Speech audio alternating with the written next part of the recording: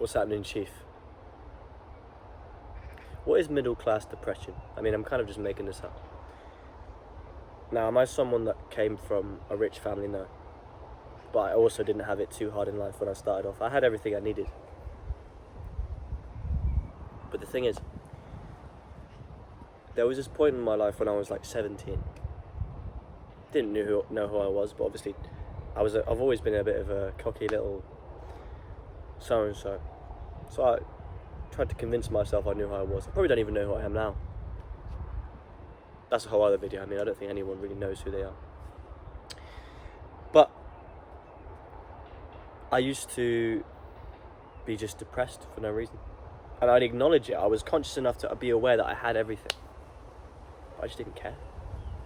Everything was just meh. And I call it middle class depression. Where you live a comfortable life and there's nothing to strive for because everything is handed to you. It's common in a lot of teenagers. That's why I believe a lot of teenagers act out and do things for the sake of identity. Do really stupid things out of the sake of boredom. Do you know, the height of my life when I was that age was just getting absolutely wrecked, getting absolutely drunk. I didn't even like smoking, but smoking green as well, just so I felt altered. I used to look forward to this weekly thing where me and my friend would get as drunk as possible and then just like record ourselves when we were blackout drunk, wouldn't remember doing it, and listen back to the degenerates we were. That was the height of my life. I think I did a bit of SoundCloud rapping as well. We're not going to talk about that. Playing video games, like all this stuff. Overstimulating myself every day. And yeah, I wanted to improve, but I didn't have that same drive that I have now. The fire hadn't been awoken in me yet.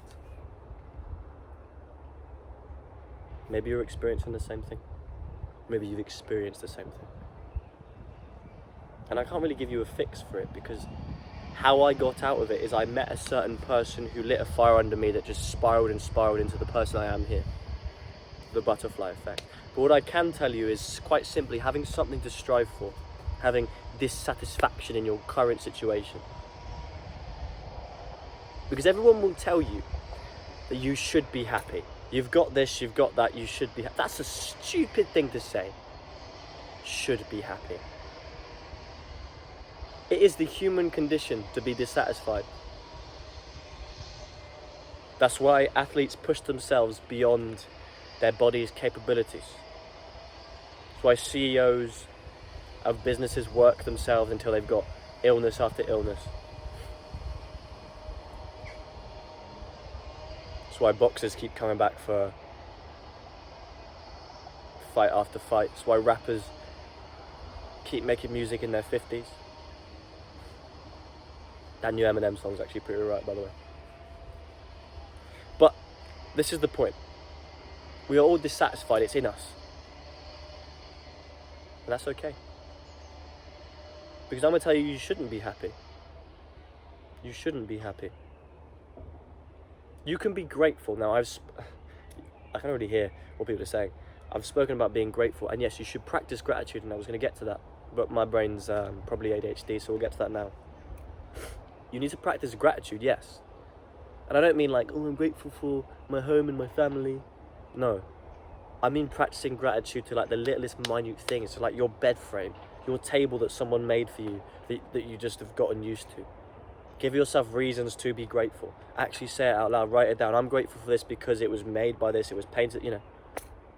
Then force yourself to be grateful for the things you don't like about yourself. I've made videos on that already. But being grateful and being satisfied, they're not the same thing, they're similar. You can be grateful for everything around you but still want to push for more. Another reason why you're not satisfied is because yes, you have all these things, but you didn't work for them. Especially if you're a man like me. You want to earn things in life. You want to do everything yourself. That's probably my toxic trait. I really hate asking for help. I'm getting better at that. So you've been raised by your parents, you're developing consciousness, you're developing your own personality.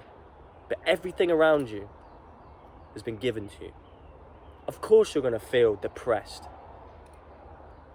No one wants to do life in easy mode. No one wants to do life in easy mode. Same reason people get depressed from watching too much pornography, that's easy sex. No one wants to do life in easy mode, right? You convince yourself you do, but the reward's never the same. So you play video games, because that simulates the life building in a little game. That simulates achieving goals, building up a character. You do stupid things to distract yourself from the fact that you have no idea what you're doing or who you are, and there's this hole in your chest that just doesn't go away. So what do?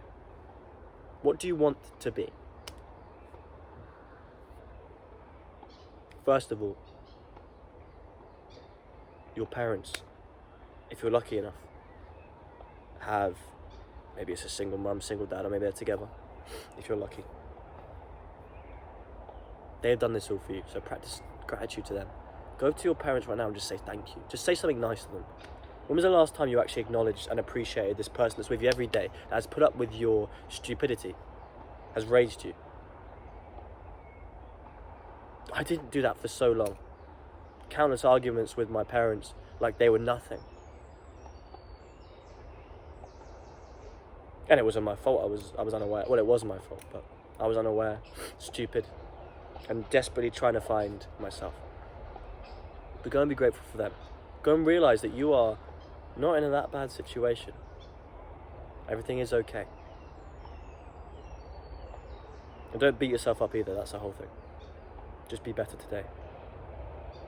And then ask yourself, really look, put away your phone, your Xbox, your PS5, whatever you play, your Switch, I don't know.